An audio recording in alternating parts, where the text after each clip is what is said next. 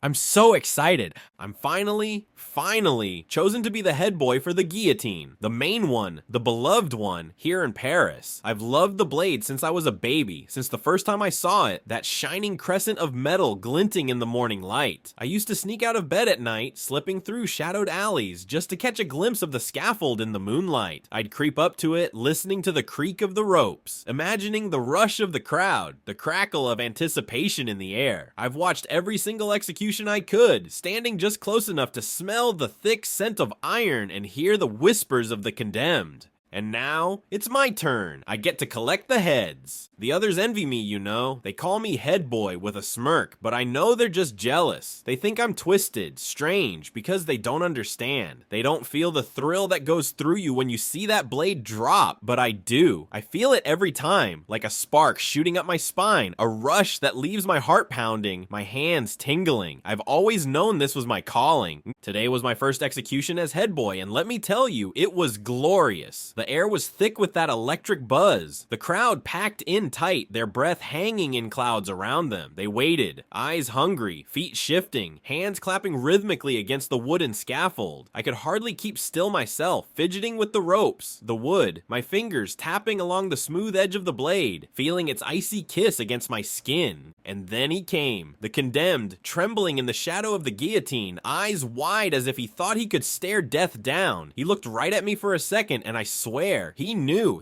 what was coming. I could see it in his eyes, the way his face paled as he caught sight of the blade above him, his lips parting in that last quiet gasp. When it dropped, there was this silence. This thick, heavy silence as if the whole world held its breath. And then the thud, the final satisfying sound of the head landing in the basket. And that was my moment. That was the part I'd waited for all my life. I stepped forward, reaching into the basket, fingers brushing against his cooling skin, lifting the head gently, reverently, like a prize.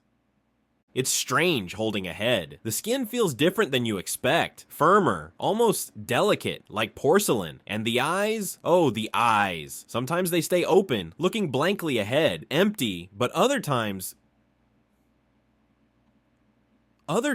they almost seem aware, like they know I'm holding them, that I'm their final audience. That's my favorite part, those few seconds when they see me, really see me, and I can look back, their last witness. I know what people say about me, what they whisper. They think it's madness, that this hunger I feel for the blade, for that final moment, is twisted, unnatural, but they don't understand. The blade has a purpose, and so do I. I don't crave death, no. I crave the ritual, the beauty of it, the connection between life and whatever lies beyond. I'm the bridge, the one who stands between the blade and the crowd, the silent keeper of the final breath. When the others asked me tonight how it felt, I just smiled and shrugged. It's an honor, I said, keeping the truth tucked away, a secret between me and the heads, the ones I've cradled, collected, and laid to rest. They don't need to know the depth of it, the intimacy of those last few seconds, the thrill that courses through me each time the blade drops. Tomorrow, there's another, and I can hardly wait.